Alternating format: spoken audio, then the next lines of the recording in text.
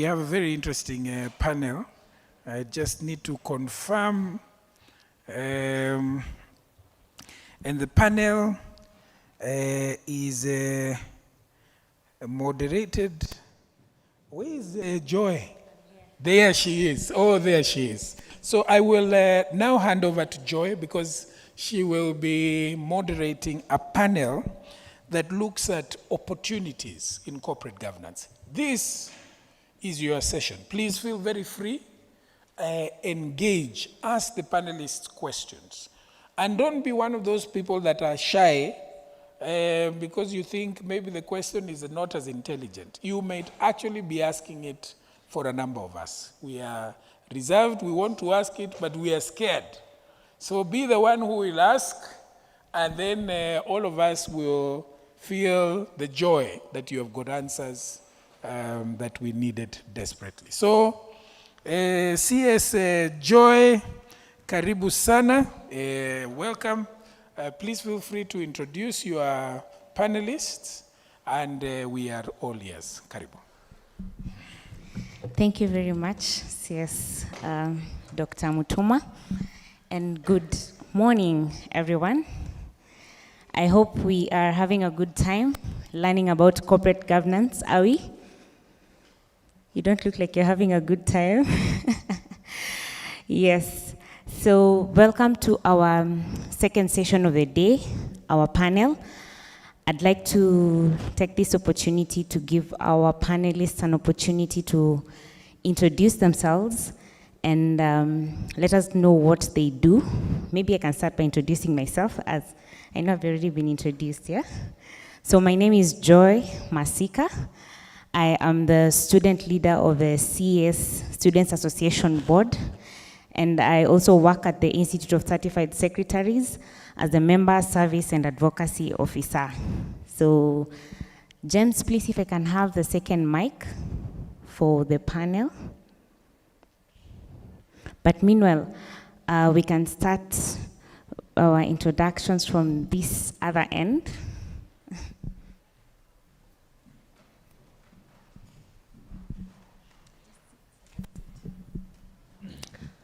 Good morning.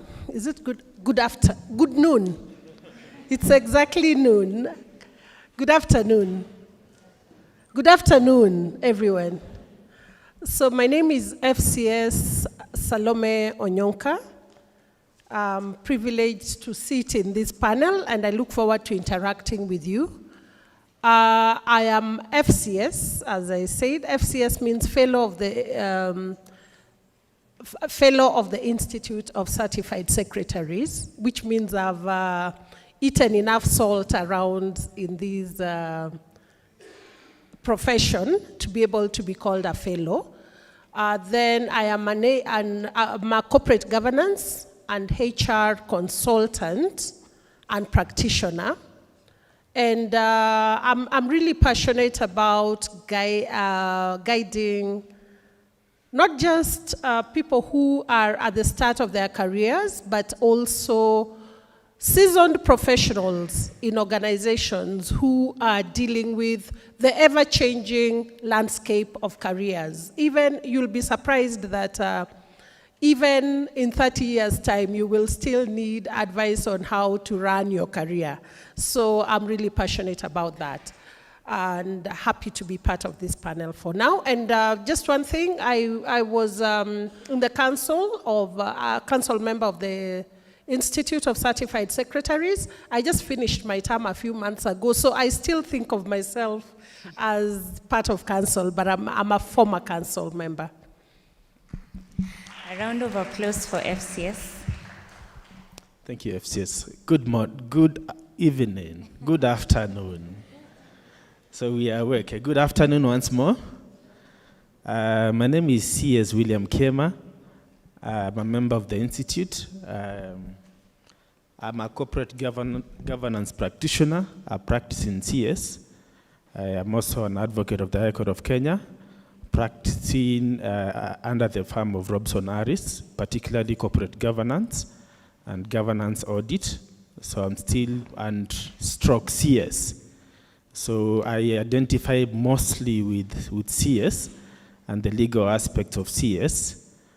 I am the chair of the Young Members Association. We have an association as the profession. So we have several young members who are really coming up in the profession. And I'm also a lecturer at Kisii University teaching law. Yes. I'm glad to be here and to be back to my alma mater to get to share about something that I'm very passionate about, which is finding pathways really about in corporate governance space. I'm still finding mine. I think she said 30 years time you'll still finding yours. So I'm open to sharing experiences as we shape each other in our discussions. Thank you so much. A round of applause for CS Kiama. It's very interesting hearing what he has to say. We like to joke that I am his mentor, when in essence he's my mentor. So thank you very much, CS Joyce. Good afternoon, everyone. My name is Joyce Koech. I'm a company secretary, a member of the council at the ICS. I'm an advocate of the High Court, and I serve as the registrar of companies in this republic.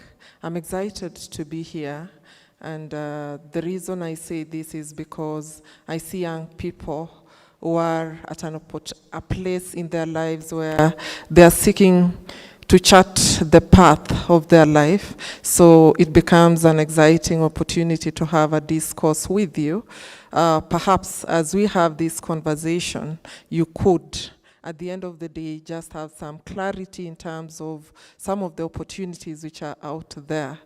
I remember such a conversation happened when I was doing my Form 4 several years back, and we had people from CASNEB visiting our school, and they talked about CPA, CPS, and I wondered, what is this? Because where I had been, I'd never heard about it. And fast forward, when I joined the University of Nairobi, doing my law, there were students who talked about doing part 2 of ICS at Strathmore. It took quite a while for me to make up my mind on the need to do it. Later on, of course, I enrolled and I did my CPS. So it's an exciting moment for me, and I hope we're going to have an interactive session with all of you. Thank you. Thank you very much. A round of applause for CS Joy. Yes, please, CS Kikete. Good afternoon. My name is CS Gloria Kikete. I am a certified secretary, and I serve as the corporate secretary of the Institute of Certified Secretaries.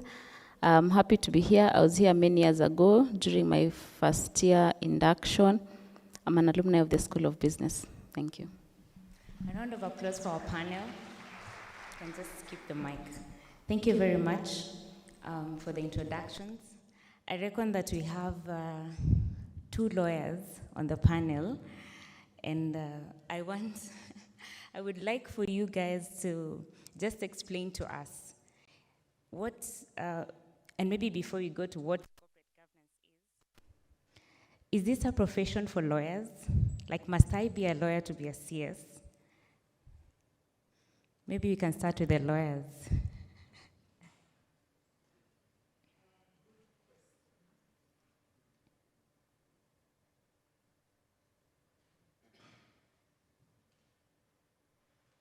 That's a good question, and how I would want to answer that question is, you need not be a lawyer for you to have a conversation on corporate governance.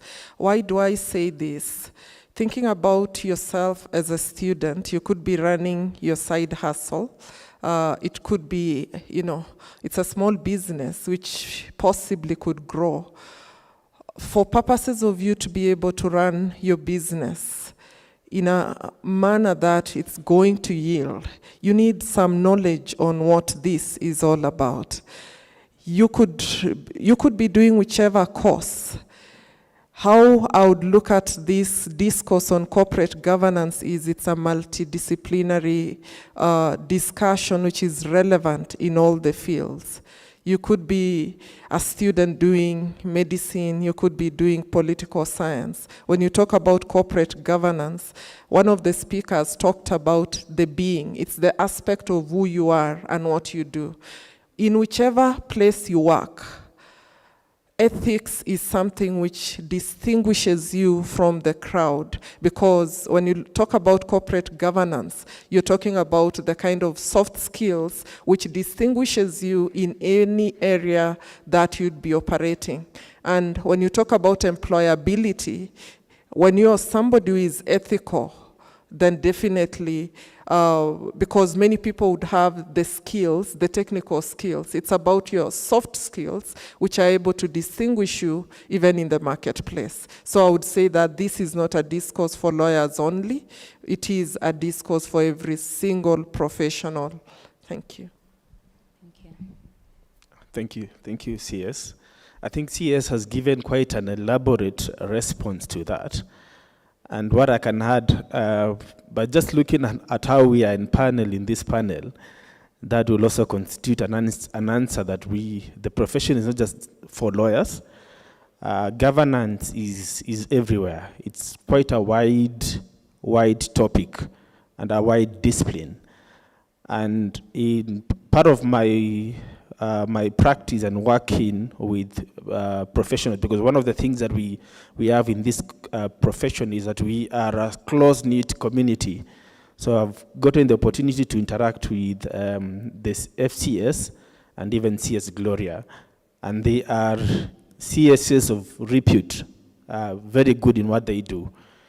And I've also interacted with engineers who are sitting in boards, CEOs, that are in engineering sector. I've interacted with doctors who are sitting at CEOs, and you can see that the level of exposure, though they may not be company secretaries, some of them aspire to be, it's a skill that is required by all and sundry, because it's how general institutions are run, and that would also include social institutions, for instance. In some other jurisdictions, like in the UK, the naming and the class, their type is that everybody in administration, they have what is called Institute of Chartered Secretaries and Administrators. So administrators, and I think the speaker, Professor Letting, mentioned this, that as executives, in some jurisdictions, you'll be required to be a corporate secretary. So that, in fact, would tend to shift the conversation onto making, or having everybody that is engaged in governance in one aspect or another to really be a member of this profession. And lawyers are just small portion of that wider pool of professionals that can become part of this profession. Thank you very much, CS Kiama and CS Joy. So ladies and gentlemen, as you've heard, the corporate governance profession is not a reserve for lawyers. I know that that's one of the notions that is out there, that this is a profession for mostly advocates. But as CS Kiama has said, this is a profession for all and sundry. It's a soft skill that we all need in all spaces, especially if you're doing administration. So thank you very much for that. And just moving on to the next question, maybe I'd like FCS to answer this. So why is it important for university students to have an understanding of corporate governance, even if they're not directly involved in the corporate world? Why should we be having such a discourse in a university and speaking to university students? Thank you, Joyce. Now, why should we be talking to university students or people affiliated with university on corporate governance? First and foremost, closely tying to the first question, corporate governance has a set of skills that are very critical for the effective running of any organization, be it a family business, be it a big corporate or a small startup company. When you, and nothing you learn is a waste. So when you're at the university, you're just literally being prepared for work. Of course, you can't learn everything about work out there, but you're being prepared to step into organizations, to step into the corporate world. And corporate governance is the basis of the corporate world. If a company has, if you look at any of the big companies, you will find that what has led them from startup or a one-man show to a very big corporation is corporate governance, which gives the pillars for you to rise as an organization. So students here, I believe, are preparing for the world of work. And the world of work, to rise up as an organization, corporate governance is key. To rise up as a professional, sensitivity and consciousness to corporate governance is a must. And as, including churches, even for those of you who would like to start a church, because many of you might be led in that direction. If you do not have the pillars, if you have no idea what corporate governance is, you really will start something on quicksand, on sand. But once you are very clear about corporate governance, you will be able to set a foundation on solid rock. That's how I look at it. And that's why we are here, and that's why we like to take our time to do this. Thank you. Thank you very much. A round of applause for FCS. Yes, I like that we are setting a foundation for students who will form part of the corporate world in future. And maybe just CS Kema, you can explain to us some of these key concepts of corporate governance that students should even be aware of as we prepare them for the corporate world, and not just in the corporate world, some of these key concepts that they need even in their organizations as students. We've seen we have your NSPLA, which is one of our partners that have partnered with us to organize this event. So maybe you can just talk about some of those key concepts that they need to incorporate in their life now as students, and that will be important even in the corporate world. Thank you so much. Some of the key concepts that can be incorporated by students, I would start from how we define governance, which is governing, and we are governance has no level to it. Governance is just governance. So if we could have bad governance as a country, you can have bad governance in student politics, you can have bad governance at home. So it is very, very important to appreciate that when we speak about this concept, it's not far-fetched things that you practice 10 years to come or when you leave campus. So key concept, governance, number one, requires or mandates that you have a bit of structures and accountability. So there's a lot of things that students run which involve a lot of things that we are mentioning right now. I'm sure the association runs meetings and as different office holders. How is the roles and duties of different capacities of the officers or the student leaders that occupy a particular positions? For instance, I would mention about the student union, formerly known as SONU, has different structures with the chairperson, secretary general, and other positions. So all those, part of governance is that you ought to understand that institutions ought to be run with a structure to it. That, for instance, if I'm a chair, then there's a responsibility that lies with the chair. And there's a responsibility that lies with the SecGen, for instance. And there's a responsibility that would lie with the treasurer. So a bit of separation of roles so that one is not divested with the responsibility of everything. You're not the end into yourself.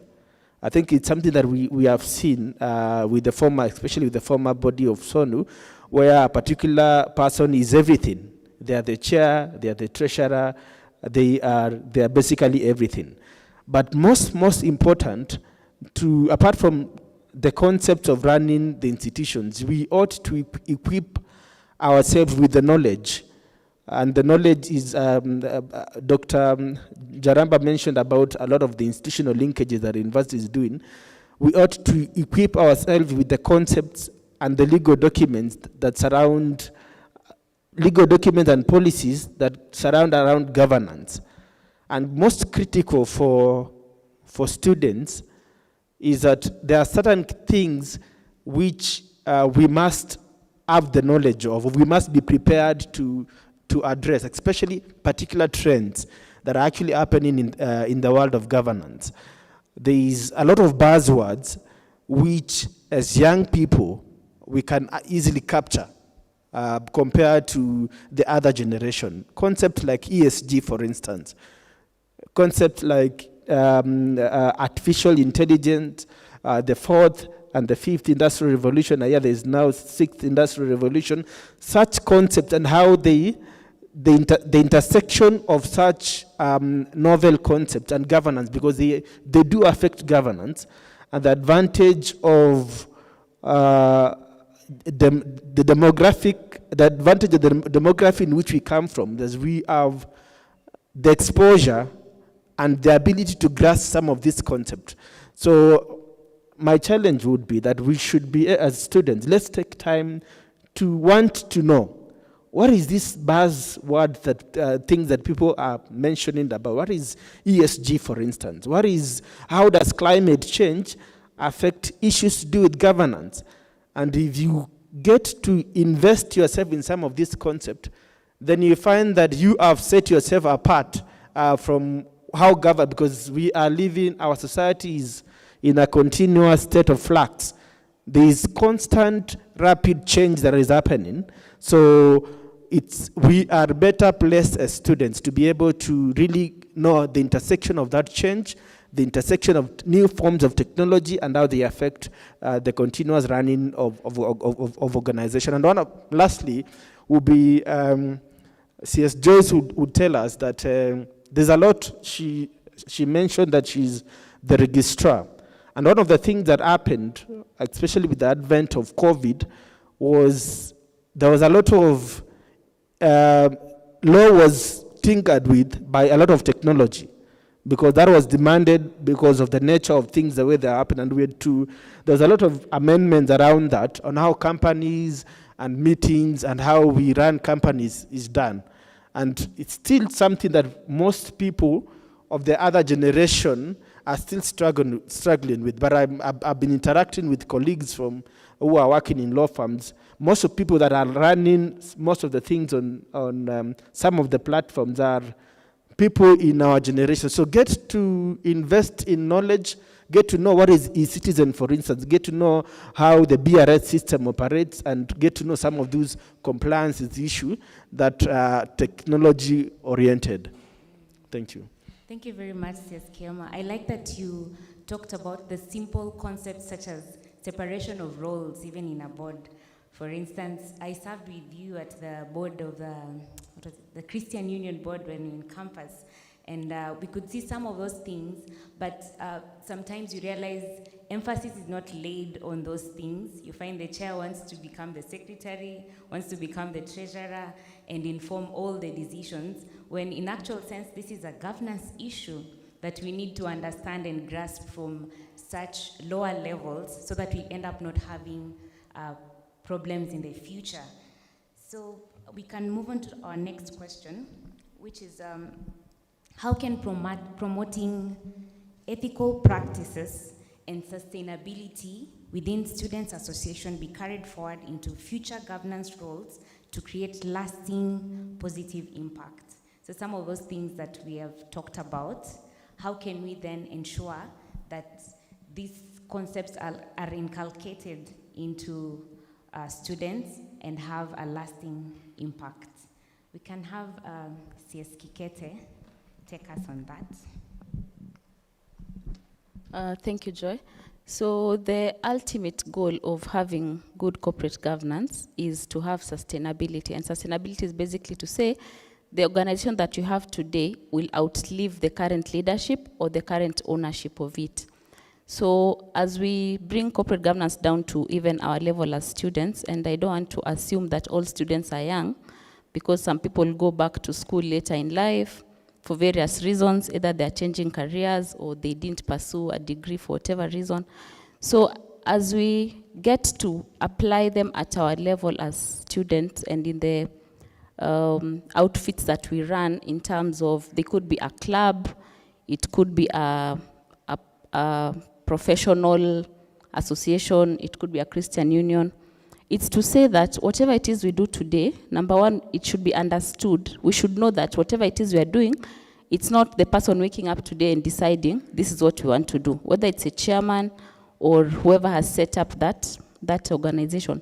We usually have something called the founder's syndrome, which means that the person who starts something believes that everything should go as they wish, and also because they are the vision bearer, they feel like, they do things without having documentation, without having processes, without consulting, and therefore when they leave, and they leave because they've cleared campus or their interests have changed or they've relocated for whatever reason that they will not be there, we need to have this organization of whatever nature outlive them.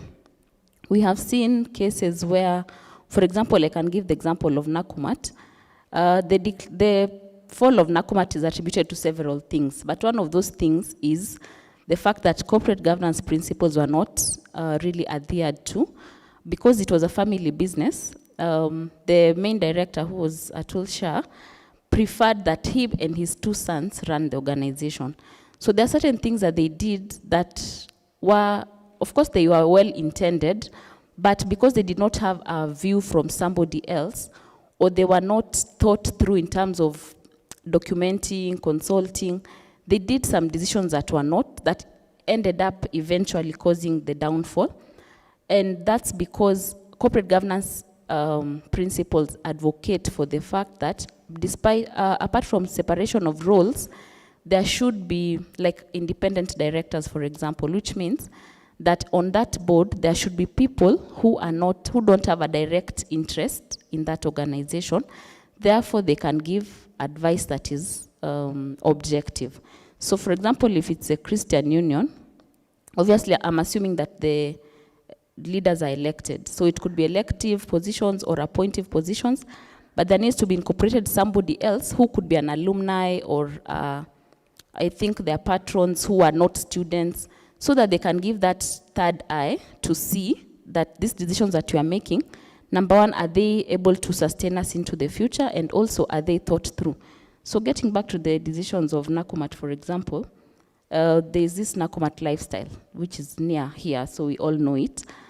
That supermarket was in a building owned by the NSSF. And this proprietor decided to get a 20-year lease for that building.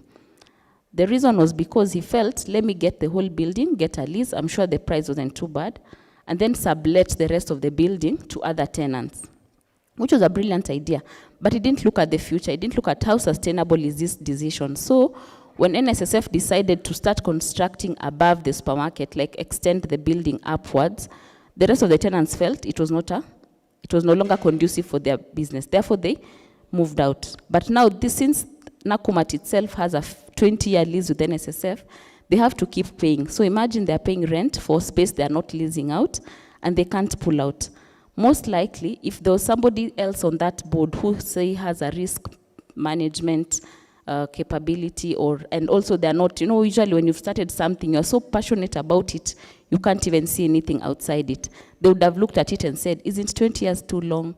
What if this happens? What if there are these changes in the market that would come? So that's why it's important that even as we do whatever it is we do, we look at it that tomorrow, if I'm the chairperson and I've left, and during my time there used to be students who, because they were student leaders, and they did things so passionately and they felt like it was so personal to them, they would finish BCom, enroll to law, start first year, finish law, enroll political science, just so that they remain being students. And that's not a good corporate governance thing, because good corporate governance says there needs to be term limits. You finish your term, you leave. And now that you're leaving, you need to leave behind structures so that the organization can live beyond you. Thank you. We know who, but for my own security, we shall not mention names. Names are not allowed in this panel. So I've just remembered yesterday, FCS is looking at me. Our CEO was telling me how I have refused to vacate the seat of chairperson of the Students Association Board. But FCS, in my defense, she says you need to put up proper structures even as you move out and, in the process of succession. So we are in the process of setting up structures. CS students in the house, if you're interested in leadership, yes, we'll be rolling out the structures for that, and let it go on record that I have not refused to vacate that seat. It's actually one of the things that we are working on, creating structures that will last. As a governance student, I should not be in some of these issues. Thank you very much, CS Kikete. So this question I am asking on behalf of many young people. They have, some of them have whispered in my ear that, what is this thing all about? Why should I take time to do this course? Like, I already have a profession, maybe someone is doing BCom, someone is doing law, or whatever course that it is, and they've interacted with people who solely practice CS. Is this a profession that pays? Can one depend on that profession as something that can sustain them? Yeah, so maybe just to talk about the dynamics of practice and what it looks like. Does it mean that if I am a BCom student and I decide to take the route of CS, I need to abandon my other profession? How can I merge the two so that I'm able to benefit from the same? I know we've talked about how corporate governance is an important aspect, that I need not to practice it, I need to use it in the organization that I am in or in the business that I'm doing. But now in terms of practice and in terms of remuneration and all that, yes. Maybe we can start with a practitioner on the panel, which I believe is FCS, and then we can have CS, or let's have CS Joyce, and then we have FCS from a perspective of a practitioner. Thank you. Maybe I could answer the question from the perspective of working at the BRS as the Registrar of Companies. And I would want to say that we have so many entities which are registered in this country. And you'll find particularly some of the cases which have been in the limelight, where you find a big company at some point collapsing. And the question has always been why. You find that most business owners, they do not invest in proper governance structures. They do not invest in professional services. So I would look at it that this is something which is important. It's important for people to do this. One, if you're going to be a business owner, this becomes something which is quite relevant in terms of being able to build a sustainable organization.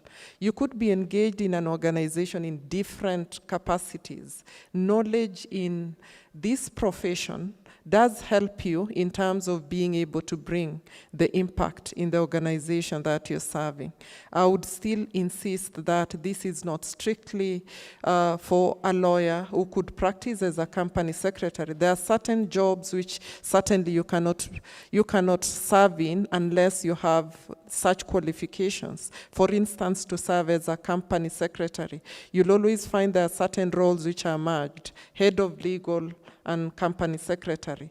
This becomes a prerequisite for you to be able to serve in such an organization. You'll find that there are issues to do with risk management, which are not strictly for specific organizations. Being aware in terms of how to undertake risk management is something which, in whichever field, you'll find that it's a multidisciplinary,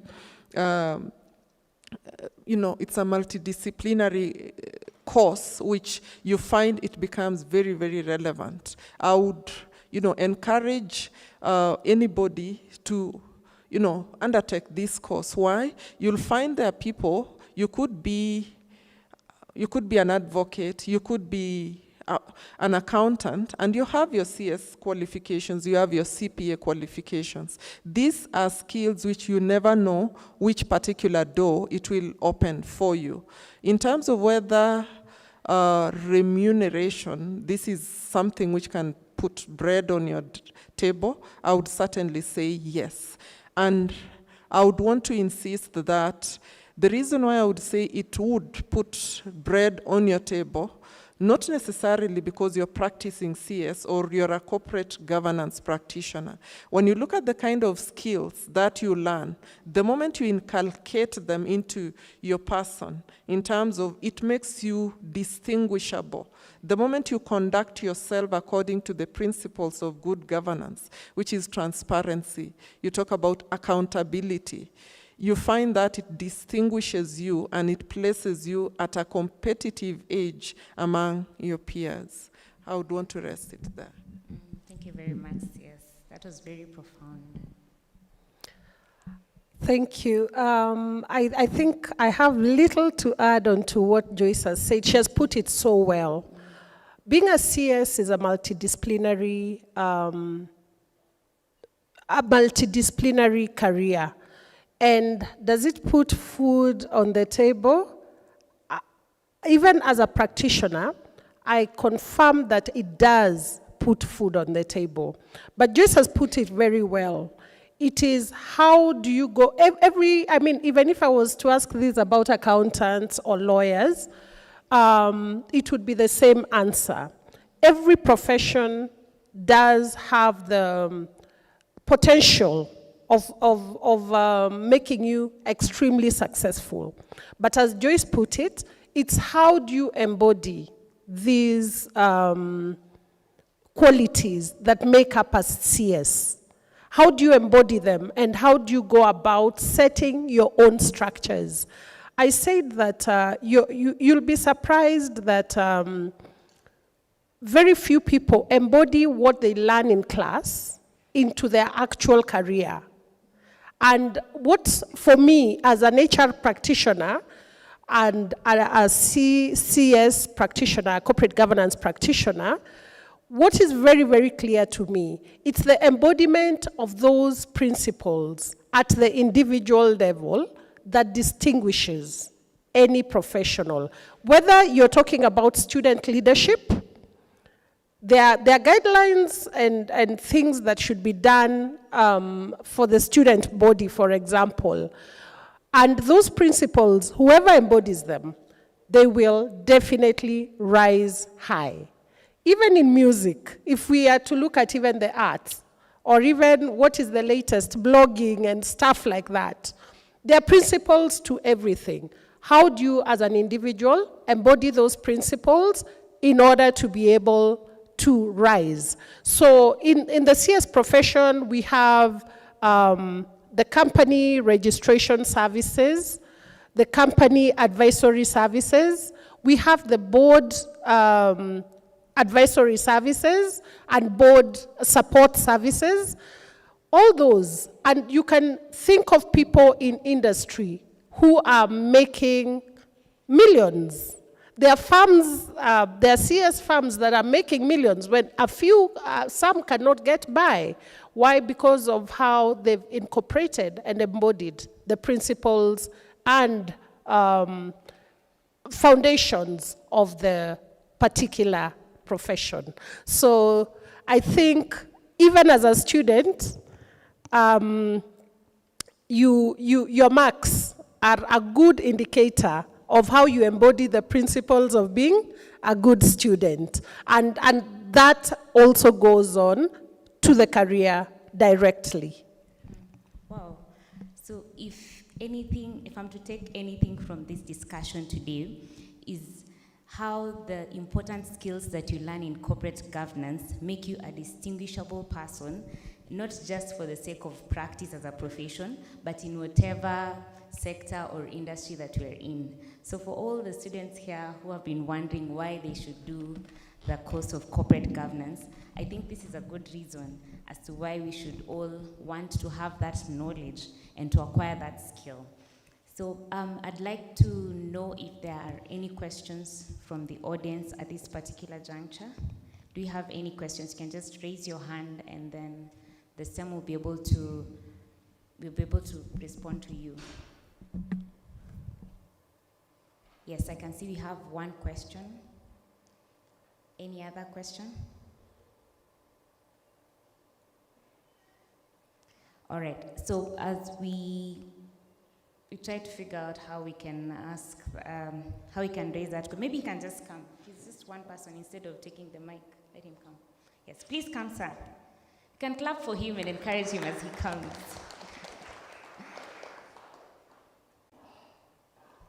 Yes, there was another hand there. Please just come if it's okay. Start by telling us your name, whether you're a student, what you do, and then you can ask your question. Yes, come. Good afternoon. My name is Edgar Wafula. I'm a social protection officer by profession.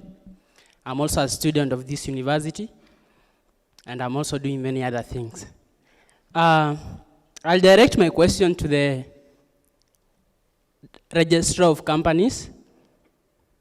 Let me say, Madam Joyce, of course I've seen on the several occasions, and I'm also privileged to have been, to have my certificate of registration signed under her name, and that is why I drew that attention from.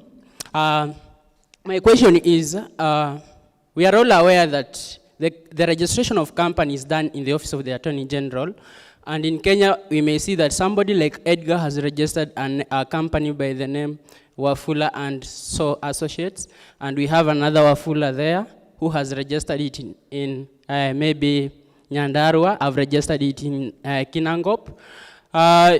According to the law, we know that the companies in Kenya are territorial in nature. So in the case that Wafula and Company Associate has registered in Nyandarua, and I have registered in Kinangop, and perhaps we have almost similar activities being carried out by the companies, are there any regulatory procedures and practices that have been implemented by the Registrar of Companies to avoid conflict in the discharge of duties? And in case there are, what are the measures that the Registrar of Companies is trying to put in place to ensure that if I'm carrying out, for example, financial services, and he's also carrying out similar services, we do not conflict in such affairs? Thank you so much.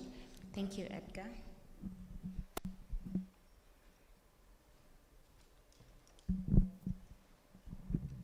Thank you, Edgar, and happy to know that you are one of our clients.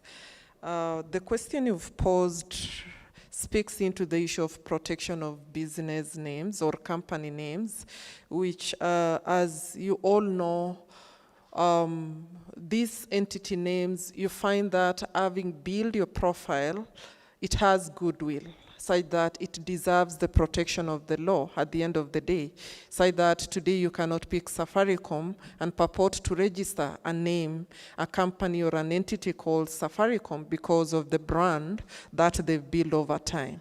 So Under the Companies Act, the Business Registration of Business Names Act, the Limited Liability Partnerships Act, and the Partnerships Act, which we administer for purposes of registration of different types of entities, you find that the law protects your company name or your business entity name.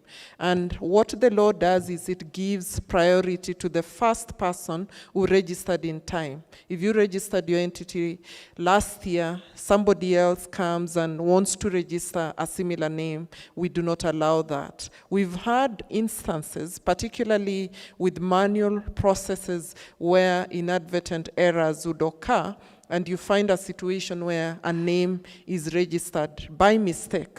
And in such a situation, when it happens, the registrar does have power to issue a directive for the second in time to change their company name to ensure that it's not in conflict with an entity which has been registered first in time. Of course, also we have instances where people would want to steal identity. Somebody would intentionally seek to register a similar name with the intention to defraud. It could be, particularly in land matters, you find there is somebody who wants to steal somebody's land, and they come and they disguise and seek to register an entity. It could be even employees. They're working in a particular entity, and your role is, you could be an accountant. You collect checks. And what you find, cases where somebody would register an entity with the intention to pass off, you collect a check, you open an account, and you go and you cash in somebody's check. So you find that indeed there are situations where this happen in error, and there are situations where people seek to have such registration happen with the intention to defraud another entity. As an organization, especially in the advent of technology, what we're trying to do, one, is to automate these processes, reduce the level of human involvement. And even in the wake of AI and modern technology, there is a lot of potential in terms of being able to, to have in place modern technologies which would certainly ensure that such things does not happen. But this is work in progress, which we are continually seeking to improve our services to ensure that that does not happen. Thank you, CS. A round of applause for CS Coach.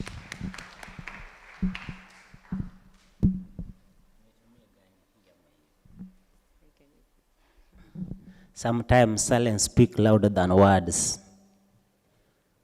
My name is Kobil. If you forget, you will remember me with the petrol station. Thank you. You said we start with? Your name, which you told us, and then what you do, if you're a student. I'm told before I ask a question, I must state whether I'm a student, what I do. Thank you. I am a lawyer. I am a lecturer. I am a high school teacher. Former students of Kisii, University of Eldoret, Moi, current student of Kenyatta University. My question is, in the morning we were told that CASNEB is a legal establishment, and therefore it is one of parastatals in Kenya. We see the government of Kenya busy choosing the heads of parastatals, where we were told CASNEB is established from. CASNEB is a professional body. So why then do we allow government to choose heads of parastatals who are politicians and they are not professionals in the field that the professionals offer? Is this not adulterating a profession? What precautions do we have in place to deter government from such a negative interference in a professional body? Thank you. Thank you very much for that question. I'd like to start with CS Kiema. Maybe if you can answer that question. Interface of governance. Thank you. I don't work for CASNEB, so just in case you have a stone to throw. Yes, but CASNEB is not a professional body. CASNEB is a government state entity or a parastatal established under the Accountants Act. So, and it administers the different professional bodies, including the accountants, which is also established under the Accountants Act. It also administers examinations for CPS and ICFA, among other bodies. So when you look at the Accountants Act, the board, because as a parastatal, there are different, it's more of a stakeholder body with different representatives. So there, being a government a parastatal, of course, government has an interest. So, and you see, parastatals will fall under the Ministry of Finance. So to that extent, there is a reserve for good reasons, for governance reasons as well. There's a reserved number of seats that are reserved for not politicians, not the political class, but representatives of the parent ministry, for instance, in this case, which would be the Ministry of Finance. Then we also, as the institute, we nominate 2 people to sit in the board. The same thing happens to the accountants body, which also nominates 2 people. So to that extent, it is more of a stakeholder body, which the constitution is well laid, is well outlined within the law. So it is not, and I think it has not happened before, where ICS is supposed to send members, and those members are sent from other quarters. So I don't know whether the person was referring to COBIL, was referring, thank you to the petrol station, it has reminded me of the name, was referring to CASNEB to that extent. But as far as I'm aware, that is the order, that's the modus operandi of CASNEB, different stakeholders. Thank you, CS. A round of applause. So do we have any more questions from the audience? Yes, just come. Any other question? Please come.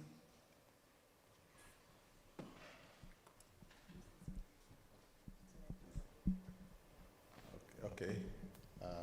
I'm Dr. Musioka, a member of School of Business. I'm happy for this discussion of today because governance is a very important concept in management. And I think this is really lacking all over. I mean, you can agree with me. And just to have on this, I think if this can be really embraced by everybody, a lot of things which we are witnessing in this country, which are messing up in terms of development, can be minimized. Now, I want to ask a question, which is sort of relating to the conduct of government officers. Maybe you can comment on it. Recently, I think it was this week or last week, we witnessed a CS who make a pronouncement that a certain OCS, this OCS should be transferred from a certain station, police station.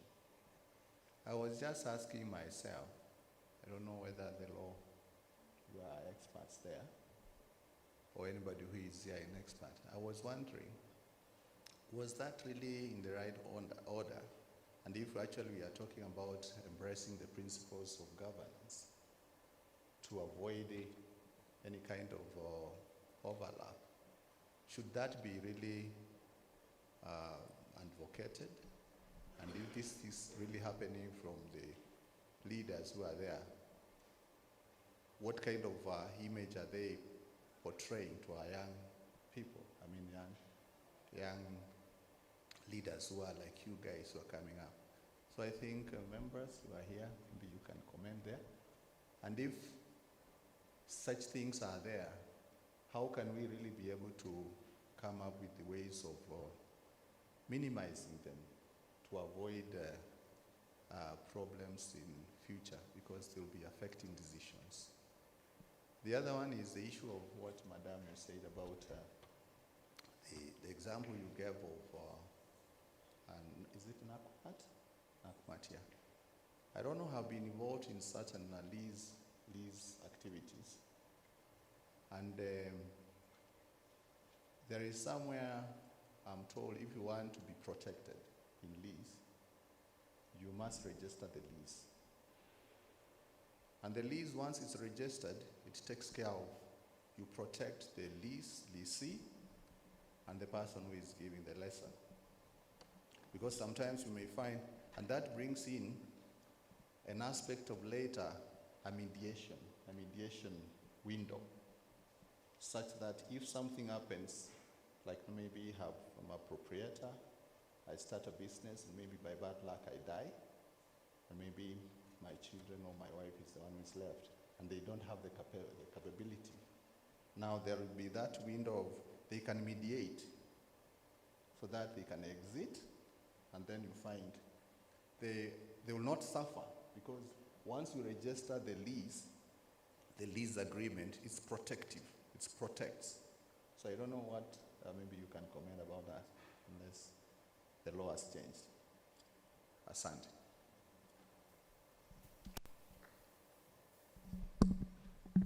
Thank you very much, sir.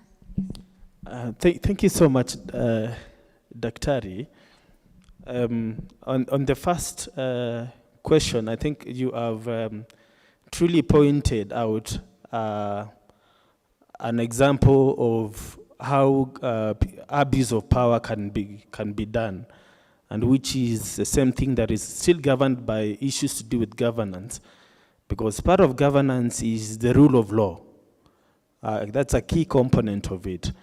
And most people in power do not like restraint that comes with that power. So some of them, out of ignorance, or others not even out of ignorance, out of just abuse of power, would actually do beyond the scope of their power, what legally is called being ultra-vires.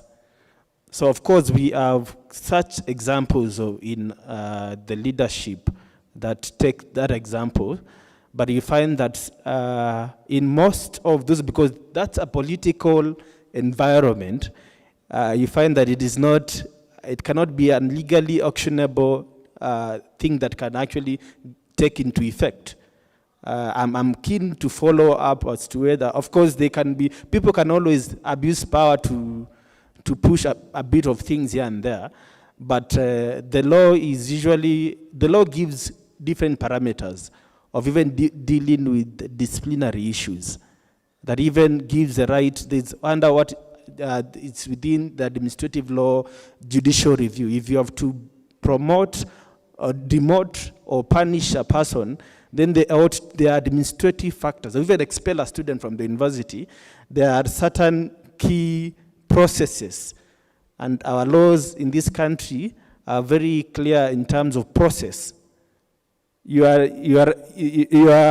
could be having a good reason to do it, but because of process, that decision becomes quashed by a court of law or by an administrative body. So that's just an example of how people sometimes, we may not, when we get power, we may think that we are above the law. On the second question about lease, which I think also is coming in a different context, the purpose of registration of a lease is to protect parties when it comes to issue about enforceability, because land issues are issues at the heart of the government, because it is government which enforces issues to do with land. So that's why you find land transactions that include sale, lease, any form of land transaction. The government is highly involved, and there is very special regime that happens.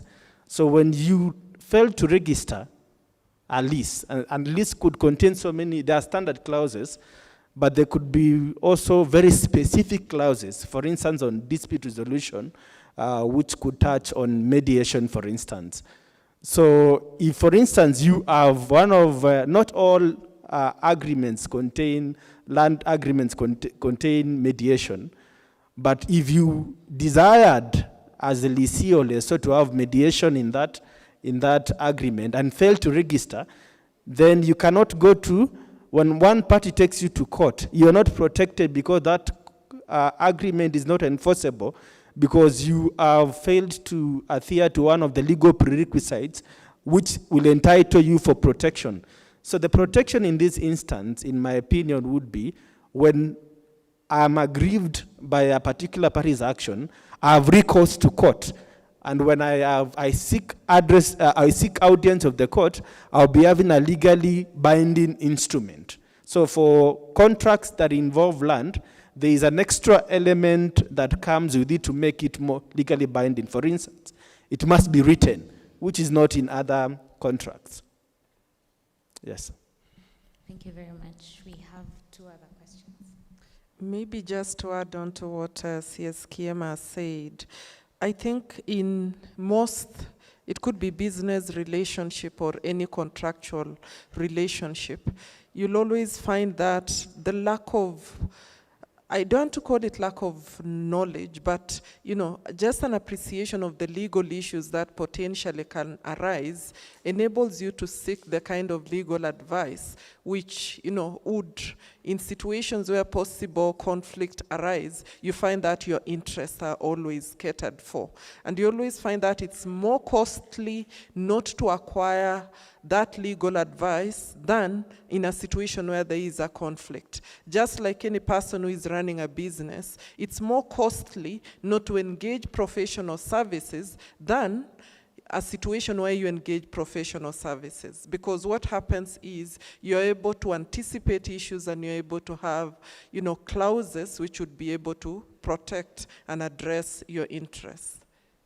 I think on the question to do with the excesses, what you talked about in terms of the CS and the utterances, basically these are some of the excesses that we keep seeing in society. It goes against the rule of law, it goes against the oath of office that people took, and I think it takes an ethical society to call out such leadership, because it takes me to be ethical, to groan over it, to be unhappy about it, and to call them out. When you see mature democracies or when you see countries where there is better governance, there's been a journey which has gone on over time with increased agitation, with increased call out into the leadership, with a situation where we're calling them to account. And you find that these are some of the avenues which, of course, leads to a better, society.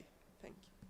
Thank you very much, yes. So we'll have both questions and then they will be answered together. Good afternoon. My name is Victor Mugambi. I am a law school graduate from the University of Nairobi. I have also finished my CS course. I am in the process of registering to join the board. I am also a student at the Kenya School of Law. My question goes to Salome and Kiema, FCS Salome and CS Kiema. Particularly when you talked about the importance of policies and foundations, especially to small businesses, and making sure that they grow into bigger companies within the most effective time possible. What are these key principles and foundations that you're talking about? And does ICS have any strategies towards maybe training or showing the way forward to family businesses and how they can grow into companies in the most shortest time possible? Thank you. My name is Joshua. I am a lawyer by profession, and I am currently enrolled in the foundation level of CS. I've just begun. My question is linked actually to the physical exercise that we saw here, the trust fall that was done by Dr. Mutuma. Last year, I was involved in a job that frankly is the worst I've ever done. I was a presiding officer in the general election last year, in charge of a polling station. So I was a small CEO in charge of 7 polling clerks, 2 policemen, and a deputy presiding officer. So we were trained hurriedly for 4 days. Then we were deployed to different places. I won't say where I was deployed, but it was within Nairobi. So this is the only job I have ever done, and I've done several. This is the only job I've ever done where nobody trusts you. Not your boss, not the voters, not the agents, not even the people around. You were even told, carry your own food because you might be poisoned by the people who live in those vibandas around the polling stations if they discover that you work for the IEBC. So doing a job under high pressure, under a very short period of time, under very short training, and then you're supposed to deliver a result. And then, first of all, when you deliver the result, you haven't slept for almost 72 hours. And then the people who are supposed to be your board governors, the IBC commissioners, publicly split, and half of them disown the work that you did and tell you that what you did was basically nonsense. And so you have basically trust deficit within the organization. People do not trust each other. The people, some of us were being said that so-and-so was hired because of being from a certain tribe, being from a certain community, and so on and so forth. And outside the institution, there's also a trust deficit as in terms of the work that you did.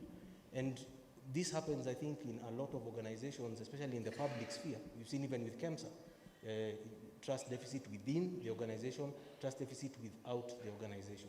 So now that I'm in the field of corporate governance, and maybe this is a question that both the panel and maybe I think FCS Wambua, you worked in the county government of Makueni where the governor was impeached at some point, I think, for trying to enforce, governance and stuff like that.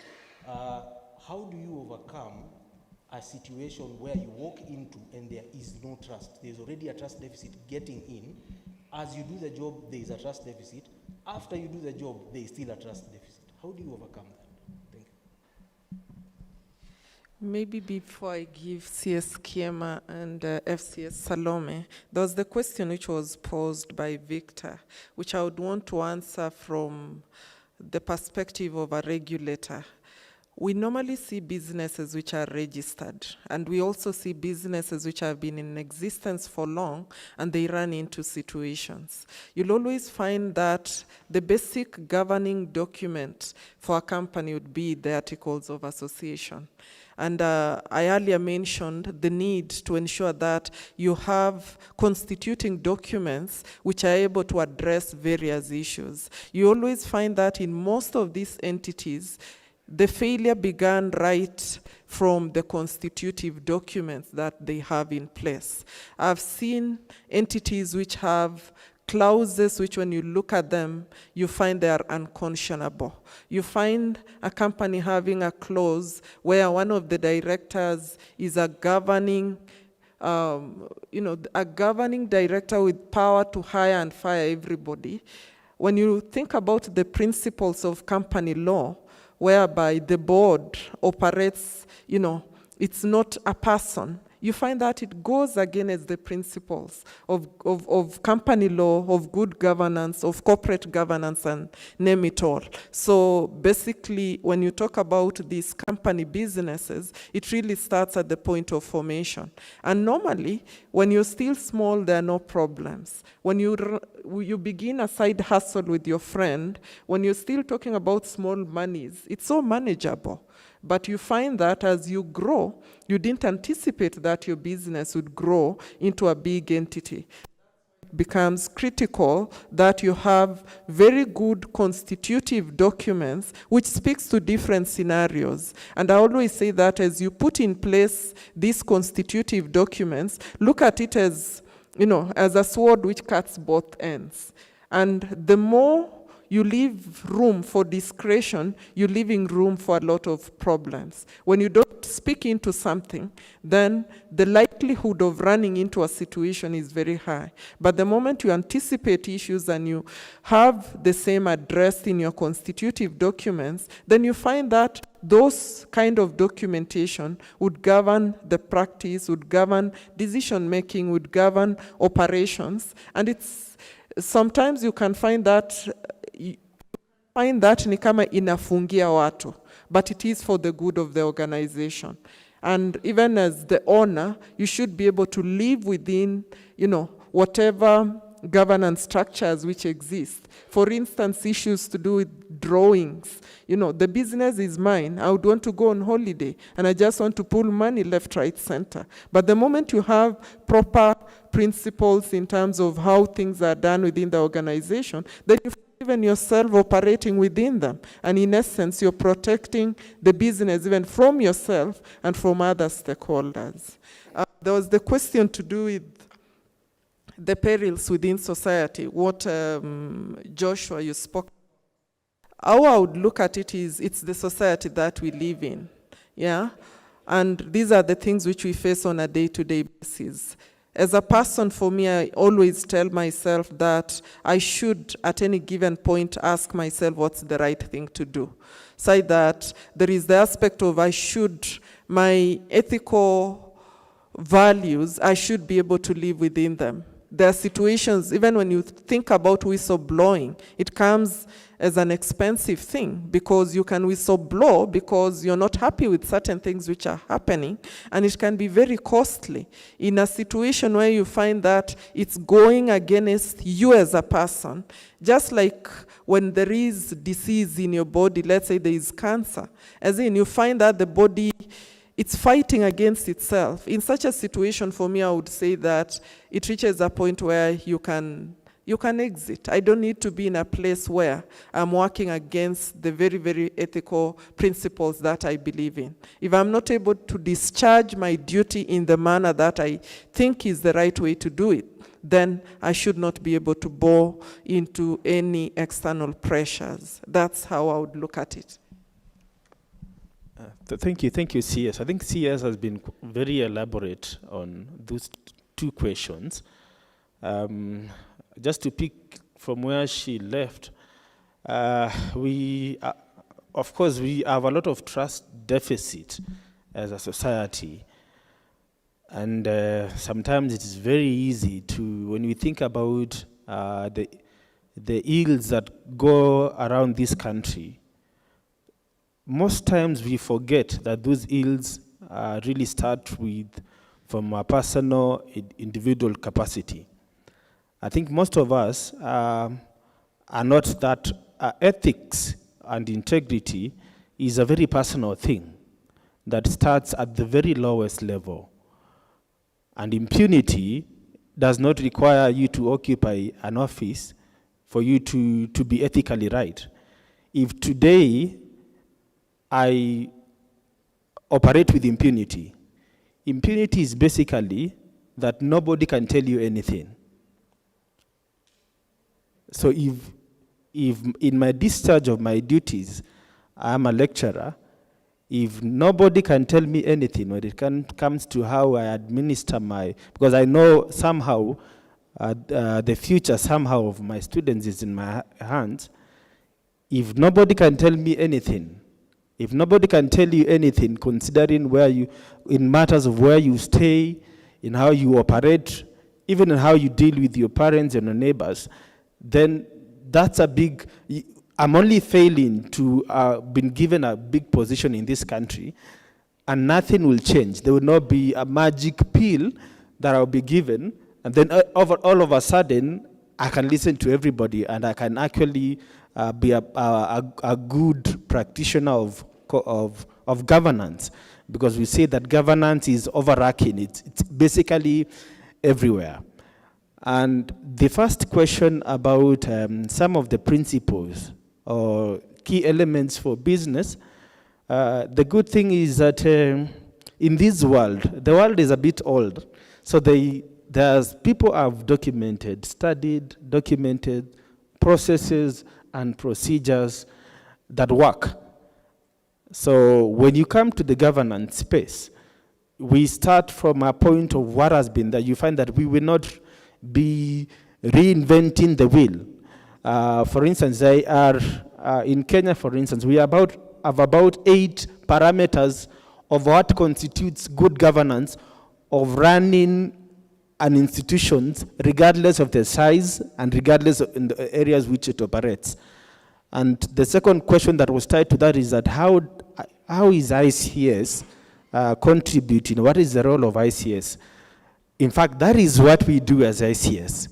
because we champion for good governance, particularly using the parameters that we've been given. Some of these parameters include disclosure, independence, conflict of interest, separation of powers, ethics. So when you look at, I would charge you to look at Mwongozo, for instance. There are those parameters that have been given that apply across the board. And I just mentioned Mwongozo, and I think Chairman mentioned that that is actually a product of ICS. It's one of the products that we have. Mwongozo is a code of, for parastatals that gives what would constitute good governance for parastatals. But we've not just been into the parastatal space, we've also been to public listed companies. And another key code is the CMA code, which again, ICS is one of the main stakeholders in formulating. In fact, the CEO would tell you that when Mwongozo was being drafted, he's the person that typed Mwongozo. If you can look for Mwongozo, it's on the internet. The words that you see there is the CEO. Your CEO is the one who typed the words of Mwongozo. So we are both in those public sectors. But when it comes to family, sometimes it becomes very difficult to regulate family, and because those two aspects are, government is interested in protecting members of public and even protecting public investment through parastatals. So those two codes will govern those two areas, but we have been gone over and above that to give good principles that operate to private companies. We have a code as ICS, which we have produced that is actually accessible. And we have not just a code, we have standards. The chairman mentioned that there are so many, there are so many standards that govern each practice. There's a standard that governs how meetings are run. Very specific details. We are the thought leaders when it comes to such areas. And we have actually started conversations with what is going around in our churches, for instance. We recently had a meeting with church leaders to talk about governance in churches. And most importantly, we also run trainings. We do a lot of trainings. And one of the trainings in our calendar, but our trainings are actually open to everyone, not just members. One of our trainings is styled family-owned businesses. And we have people who take you through the principles that you cannot be basically everything in a business, and how to run what CS Gloria referred to sustainable businesses, and how to be able to separate and deal with the founder's syndrome. Yes, so maybe CS, FCS. I'll just add something small. I think CS Kiema and CS Joyce have done a brilliant job in handling the two questions. The last question, I think, from the gentleman, who had the worst job that anybody could wish to have, where there's trust deficiency. I just want to tie up both questions, actually, by just, as professionals, looking at whatever you're charged to doing, whether in a small business, whether as a professional, there's something I like to allude to. When we have different interests, we operate in different circles. And I tend to feel that even in the professional space, we have become very adept. We are very good at looking at a picture that we don't have any control. And then we ignore the things that we are in control of. So there are three circles. There's the circle of interest, like the politics in Kenya. It's a circle of interest. When you come to the next level, circle of influence, you're a law student, you're a lawyer, you are whatever you are in this space right now, and there's an industry around it, and you operate in that industry, you could influence it to some extent. Like if you're a presiding officer at a polling station, you know, the elections in Kenya is a circle of influence. You have a role to play in it. Even me as a voter, I have a role to play. But then there's that bit of a circle of control. In Kenya and in many parts of the world, we spend a lot of time thinking about the circle of influence, the circle of interest and the circle of influence, and totally forget our circle of control. And if I'm to use, the Governor Makueni was referred to, so I will use him as an example. If you study from a public side, if you study the governor of Makueni, the former governor of Makueni, and how he operated, he faced all the terrible challenges that a politician can face in running the county from all levels. And he was operating in a very environment that we all know how the county governors, the environment is of operating, the political environment in our country. But what made him successful? I always, from a third party who has absolutely no interest in Makueni, for me, what made Governor Kibwana successful was focusing on his circle of control. And his circle of control was Makueni County. Not the politics in Kenya, not the politics in whatever, it was Makueni County. And indeed, as C.S. Joyce said, at some point he offered to quit. They chased him and he offered to quit also at some point. But he kept his focus purely on his circle of control, and that's what made him steer the county into something that we admire. We don't know, maybe if we go there, they may tell us different stories. But for the sake of the country, it was like a showcase county for many, many counties. A lot of things that could not happen in others happened. So as professionals, how do we focus on our circle of control? Because that's really the only thing that you can influence. And I'm glad I'm sitting on the table with C.S. Joyce here. C.S. Joyce has focused on BRS. I don't know at what point she took it. The company registry was in shambles. There were people masquerading as CS, no, not even masquerading. There was not even any need to pretend. But it was shambles for those of you who had anything to do with the company registry. Now, by concentrating on her circle of control, BRS is turning around. And you know, I really love the way, and I'm not saying this because she's here, I'm saying this because I'm a practitioner. She did not go out to politically deal with those people who are masquerading. She just slowly put systems in place without, you know, too much noise. And slowly, you know, the company registry is an organization now that you can talk about, brought on professionals, brought on people to work on that, on what or whatever. It was not about, let me deal with the quacks. Running after the quacks, you know, would not have got us, I think, where we are. You just put in systems, you're in control of the BRS, and it moves. So that is what we are called to do. And the presiding officer, I'm very happy you didn't quit. There was an election at the end. Now, in terms, I think it was Joshua. Is your name Joshua? Where is it? Yeah, Joshua. Yeah, you didn't quit. And that made you something that, it gave you an opportunity to really test yourself in transparency, accountability, fairness. How do I operate in this environment that does not trust me, but I still have to deliver?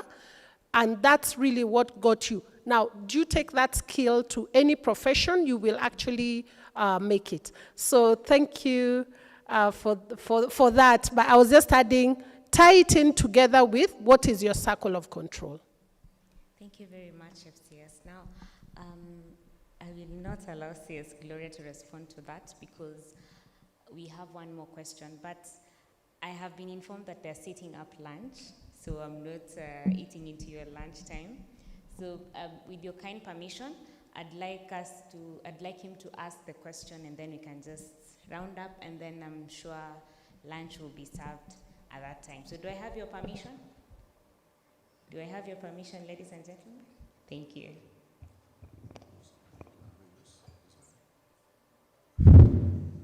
Yes, good afternoon. My name is Okech. I'm a lecturer, so I don't ask questions. I'm the one who is normally asked questions.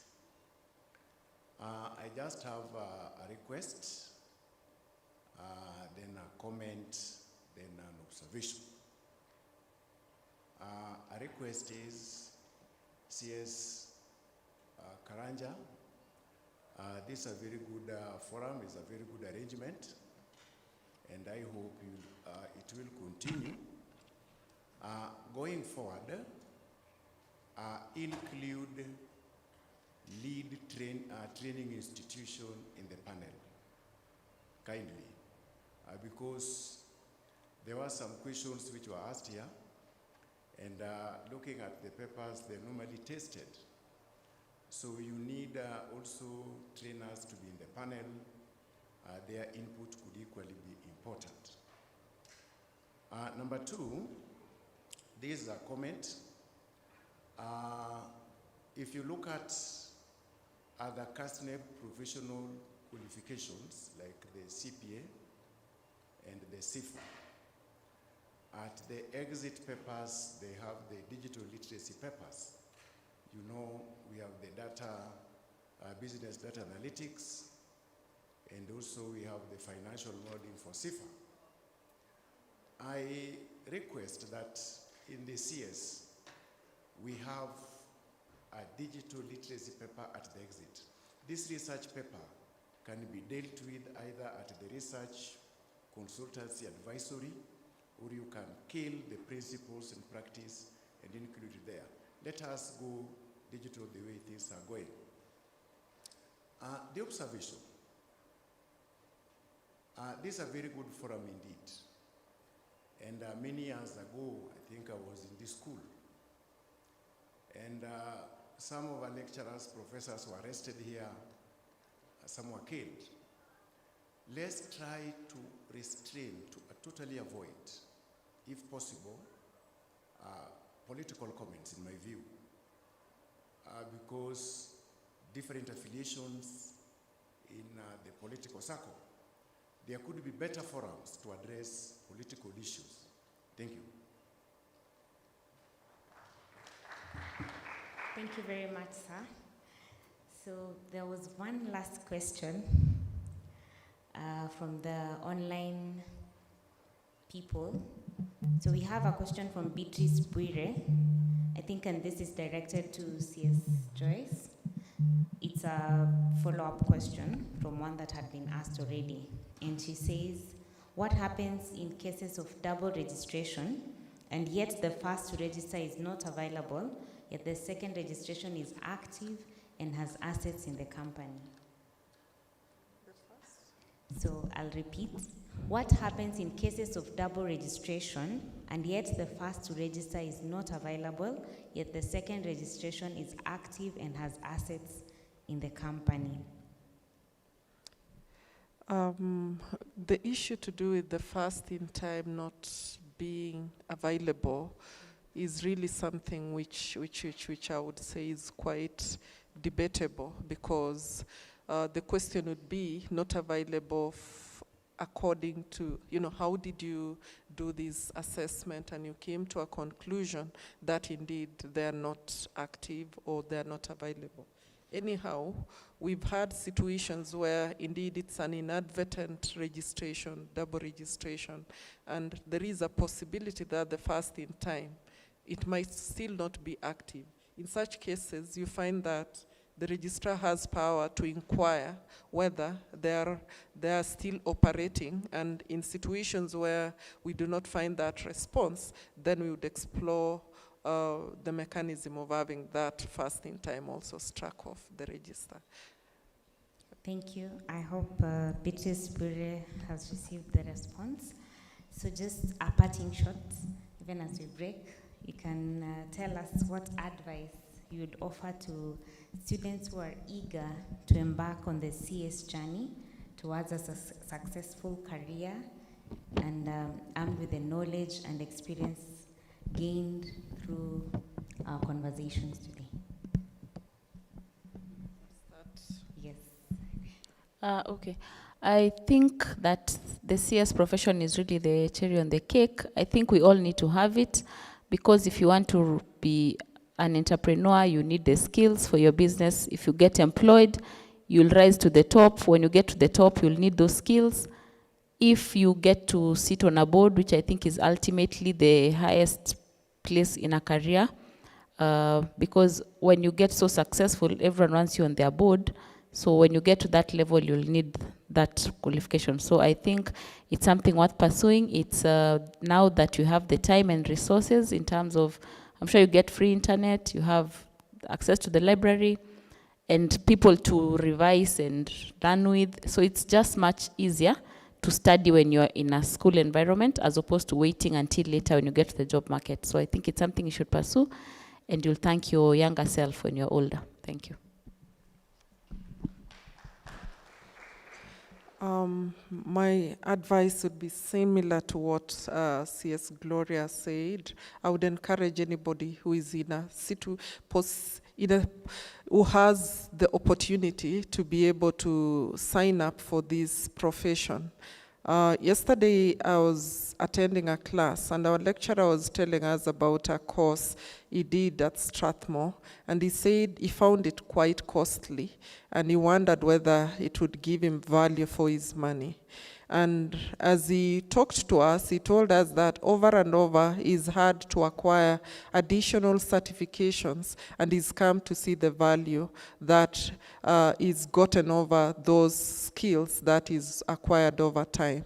I would say it might not be that you'd actively practice company secretarial, be in active practice, but the knowledge and the skills that you would acquire, you find that it sharpens you even for the marketplace. So I would encourage everybody who is in a situation where they can sign up for the same, that you look back one day and feel it was a worthwhile endeavor.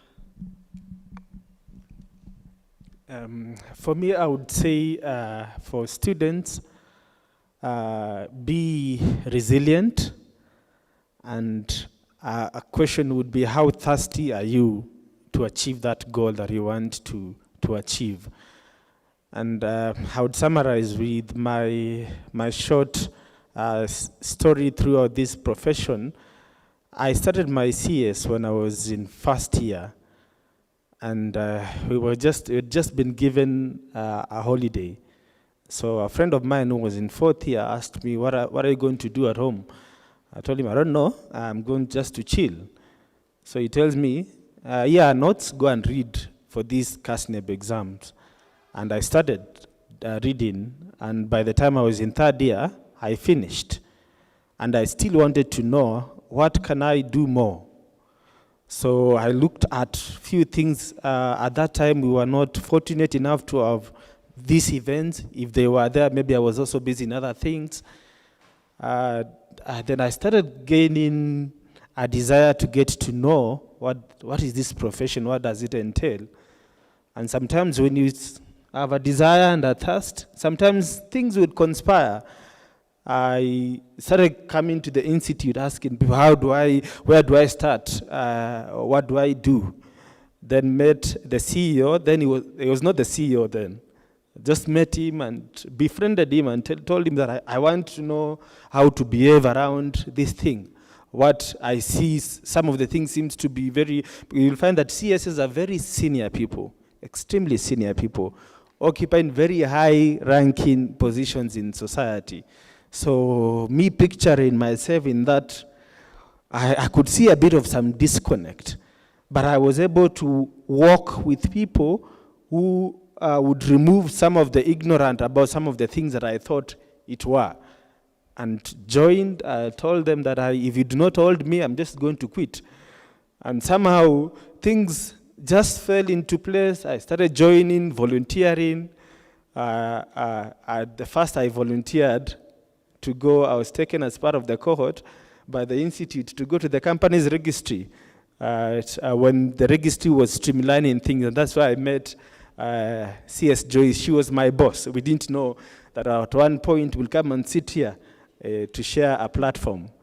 And then I continued active and thirst and desire to know, and I've grown in the ranks. I'm now 5 years old in the profession, and I'm the youngest member ever elected to the council of ICS. Unipigie makofi tafadhali. Thank you. And all that is because of the desire and the thirst to want to learn. It is very good what you are doing in class, but also desire to network. One thing that we realize as I finish is that the CS profession is a small, prestigious clique of professionals. So if you continue hanging around, most likely you're going to attend an interview where you have met with somebody in this profession. And people give jobs to people who they can trust, who they have. It's not just enough to have that good grade, first class, second class, uppers locked in somewhere.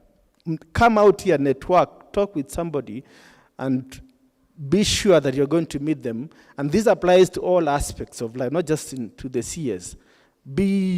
Want to go beyond an extra mile, beyond having the knowledge in the book, beyond having a good grade. Want to get interpersonal skills that would help you, because in most instances, when you go to an interview, it will be very difficult for you to really, it's not a good forum enough to show who really you are. But interpersonal and expressive skills can be a very good investment right now as you are going through school. So the profession is for us, for taking, and I'm looking forward to interacting with you in the profession, even as we grow in the profession. Thank you so much.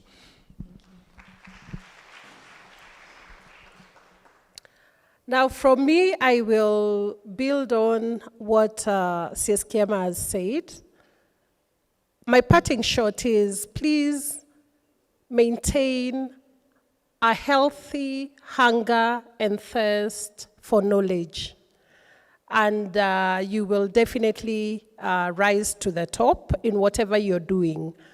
I have this philosophy that our job here on earth is one thing and one thing only: to grow, to expand, and to enjoy that expansion. So to grow or expand and to enjoy that expansion. Because it's for nothing if you expand and you're not enjoying that expansion. So now you could be in law school, you could be in business school, or whichever school you are in, you're growing. And when that growth is over, when you get that first class or upper second class, there's still more growth to be done. And the CS course comes in as a fantastic growth area. And even when you qualify for it, there'll still be growth to be done inside. So I will end with the quote that was initially said by Councillor Imende of success is not final, failure is not fatal.